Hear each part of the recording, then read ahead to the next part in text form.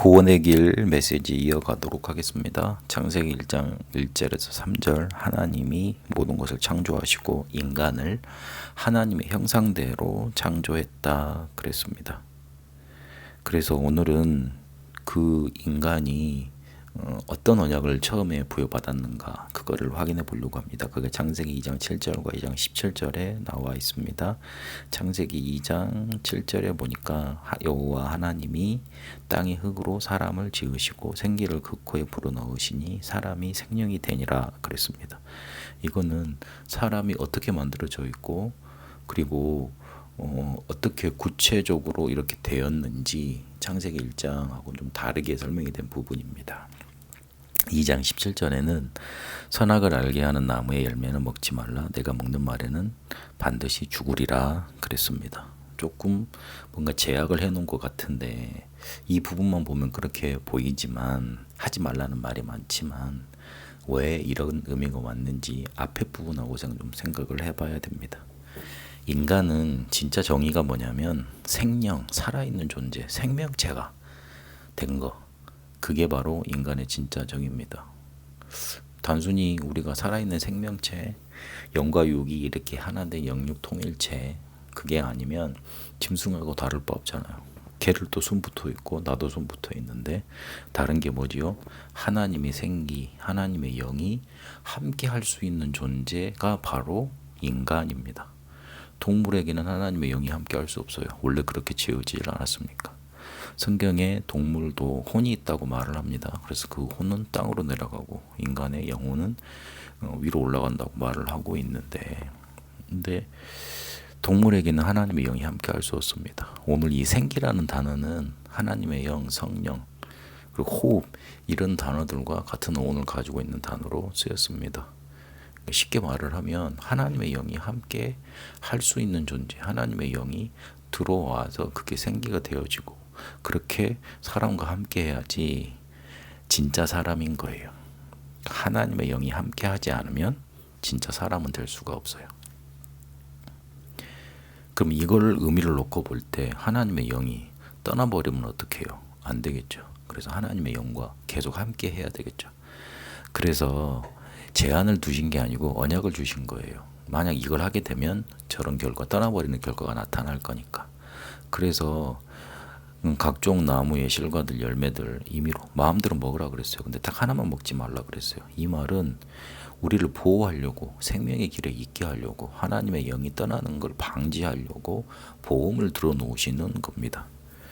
엄마 아빠가 아이들이 학교를 갈 때 하는 잔소리가 있습니다. 사람 조심해라, 나쁜 아저씨 따라가지 마, 그리고 차 조심해, 선생님 말씀 잘 들어, 이런 말을 계속 잔소리처럼 해놓습니다. 왜 그렇습니까?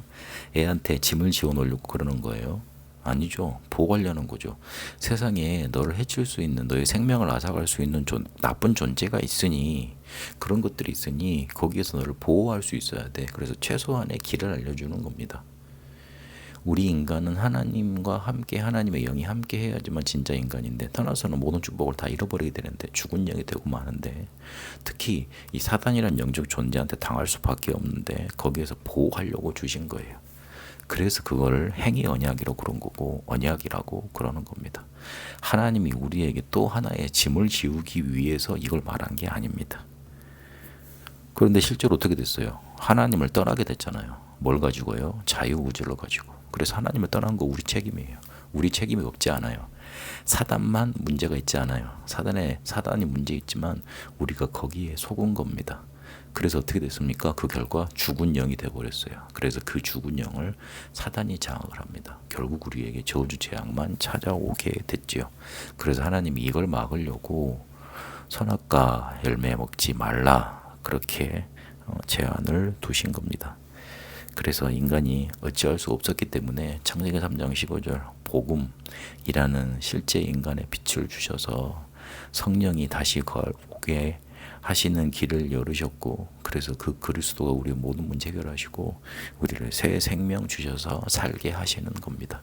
그래서 예수를 그리스도로 믿으면 우리 안에 성령이 거하시고 그때 새 생명이 되고 모든 문제가 끝나는 겁니다.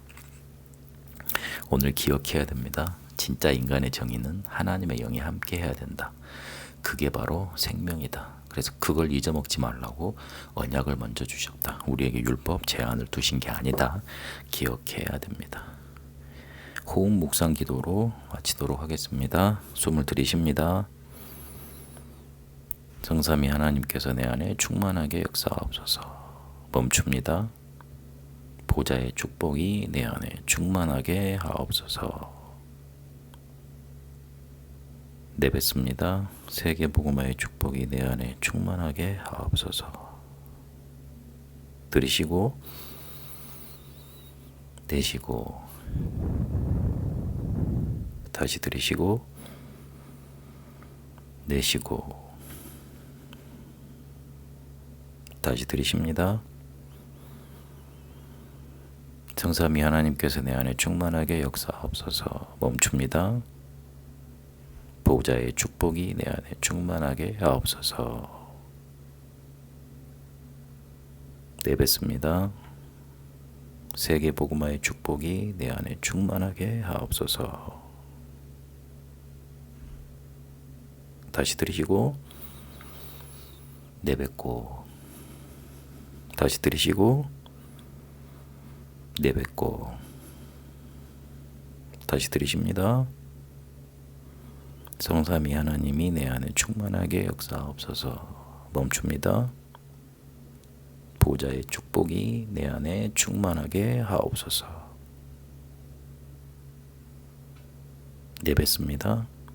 세계 복음화의 축복이 내 안에 충만하게 하옵소서. 다시 들이쉬고 내뱉고 들이쉬고